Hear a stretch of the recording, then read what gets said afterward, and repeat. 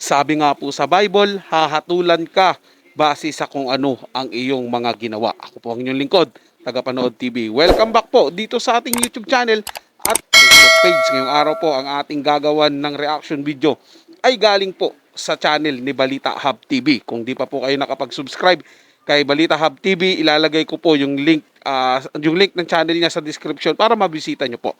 So bago po tayo magpatuloy, nais ko lang po kayong imbitahan, lalong-lalo na po sa mga bagong napadaan lang dito sa ating channel na wag po sanang kalimutan na mag-subscribe. Hit na rin po notification bell para lagi pong updated sa mga bago pang video nating ilalabas. Share, like, and comment din po kayo mga tagapanood, atin yung babasahin at pupusuan. So simulan na po natin ang ating reaction video sa araw na to mga tagapanood. Let's do this!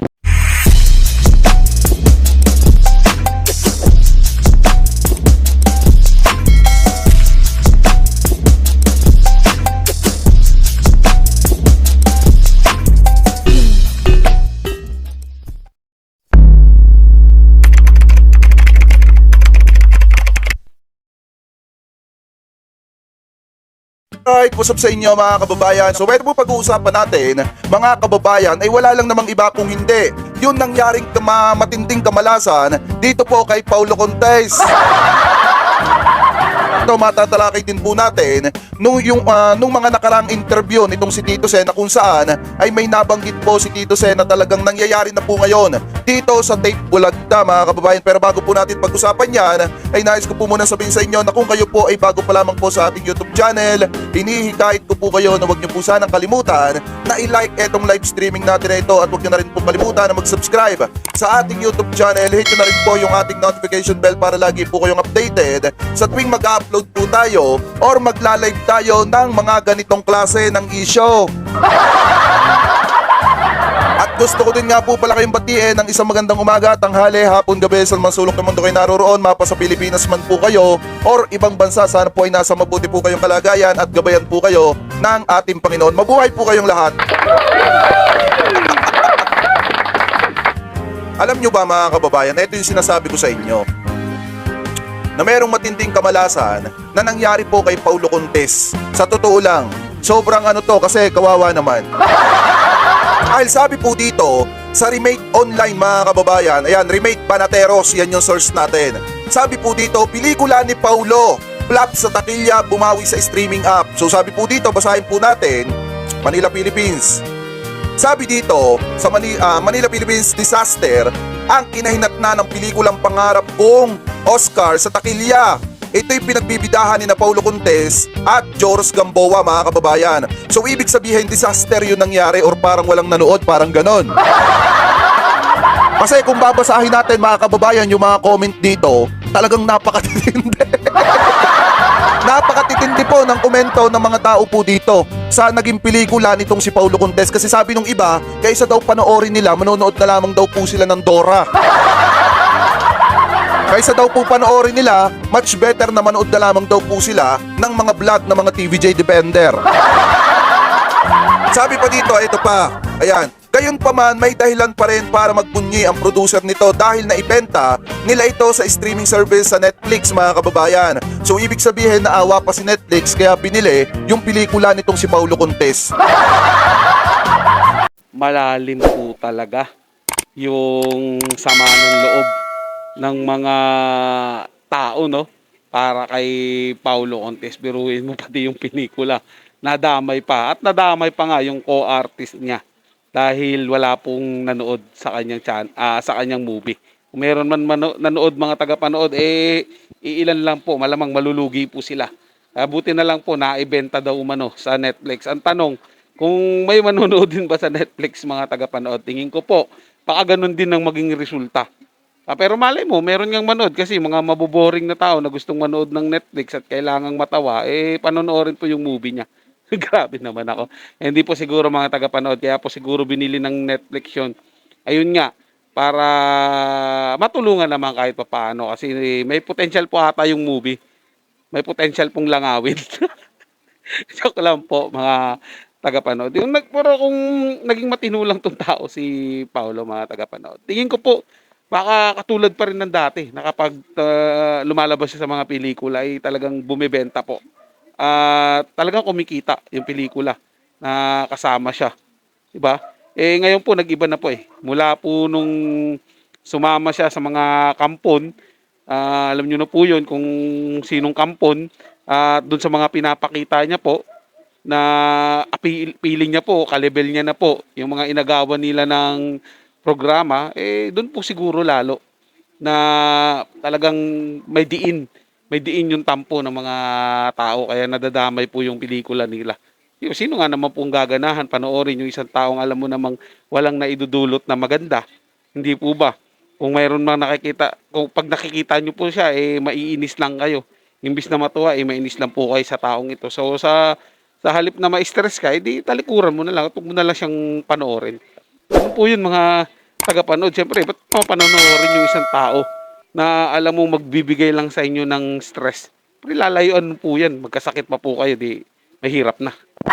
Sabi pa dito, basahin pa natin. Eto pa. Ikasiyam ang ranggo nito nang magsimulang mapapanood sa Netflix. As we write this, umakyat na ito sa 3 pwesto. Posibleng ganito rin daw ang gustong mangyari ng producer ng pelikula. Etong si Patsia, Patsia Libre. In the movie, Paulo plays a gay mixed martial arts MMA fighter. So yun yung dito nitong si Paulo Conte. So sabi pa dito, one thing good about the movie, hindi na kinakailangan mag-workout ni Paulo para magpapayat. Sa mga ensayo at shooting pa lang, so far, Paulo has lost 27 loves. So ito pala pinaghantaan ni Paulo Contes ng napakatindi po etong kanyang pelikulang ito. Kaso nga lang mga kababayan, hindi po kinagat sa takilya, pero kahit papaano sa Netflix, nakabawi-bawi naman. So ibig sabihin, pagdating po sa takilya mga kababayan, walang gaanong nanood. Minalas si Paulo Contes ng matindi doon. Pero pagdating po dito sa Netflix, kahit papaano pumapangatlo na daw. So ibig sabihin sabi dito, Sir Check, sa panahon ngayon, mahal ang bilihin, manood na ng mahal ang bilihin, manonood pa ng ganyan pa. Hindi, sa totoo lang, kung ako mga kababayan manonood ng pelikula, ang panonoorin ko na lang kaysa manood ako ng ganitong kina Paulo Contes. Much better pagtutuunan ko na lang ng pansin na panoorin yung mga enteng kabisote. Kung ako lang naman ang tatanungin kasi sa panahon natin ngayon, nasa future na kasi tayo mga kababayan wala na tayo sa nakaraan. Mas maganda pa rin talagang panoorin yung mga old na pelikula kaysa po dun sa mga dun sa mga bago ngayon. Pero hindi ko naman nilalahat hindi ko po nilalahat. Kasi may mga bago ngayon katulad nitong kay Paulo Contes. Ito yung isang halimbawa natin na talagang kung panonoorin ninyo talagang may pagka-boring. Kung ako lang naman din, mas panonoorin ko pa yung Enting Kabisote kaysa dito sa pelikula nitong si Paulo. So sabi pa dito mga kababayan, eto pa. And take note, mukhang hindi siya masaya sa lagay na yon. As Paulo Intensive said, of the more pounds, as regards to its commercial showing, ay baka itap ng producer ang streaming service like Netflix, Prime, Amazon, which both the rights to Kim Chu, Lin Lang, and other platforms. Yun yung sabi dito mga kababayan. Aminado si Paulo na matumal pa rin ang mga pelikula sa takilya these days. So ibig sabihin, yung pelikula po ni Paulo Contes mga kababayan talagang tumumal. Ibig sabihin walang bumili, hindi po pumatok, hindi kinagat ng tao. Kasi paano ba naman mga kababayan kakagatin ng tao ay mostly sa mga tao na nanonood ng pelikula, ang karamihan dyan, legit dabarkads po. Diba? Tama po yun mga tagapanood. Puro legit dabarkads po yung mga nanonood talaga ng movie ngayon. Diba? Pansinin niyo po dati mga tagapanood pagka sumasali po si Bossing Vic sa film festival tuwing December. Lagi pong number 1 sa takilya yung kanyang movie. Patunay po yun mga tagapanood na karamihan ng nanonood ng movie ay legit dabarkads po. Nagda-number 1 nga po eh. Hindi nga po mga tagapanood. So paanong kikita si Paulo sa movie niya?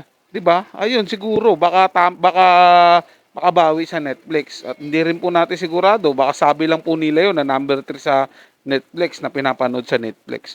Hindi po natin alam mga tagapanood.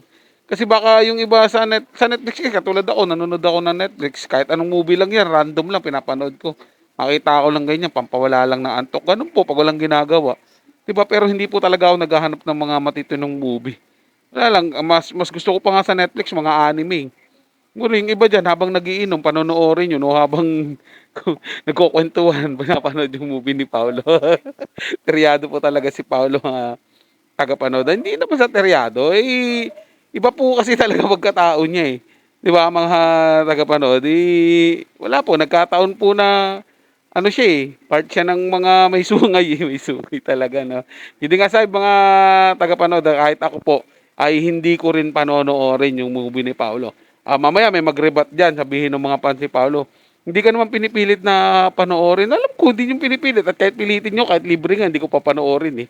O, di ba mga tagapanood? Solid Dabarkod siya, tato. Solid TBG. Laking ano to eh. Laking TBG to eh. Laking Itbulaga. Yung Itbulaga na may TBG at hindi po yung fake bulaga. So yun lang po mga tagapanood, na may nagustuhan nyo po yung paksang ating tinalakay sa araw na to. At kung kayo bago lang po na napadaan dito sa ating channel, huwag niyo po sanang kalimutan na mag-subscribe. Hit nyo na rin po notification bell para lagi po kayong updated sa mga bago pang video na ating ilalabas. Share, like, and comment din po kayo mga tagapanood, ating yung babasahin at pupusuan. Hanggang sa muli po, ito ang yung Tagapanood TV. Komento at opinion lamang, wala pong personalan. Paalam po at mabuhay po kayong lahat.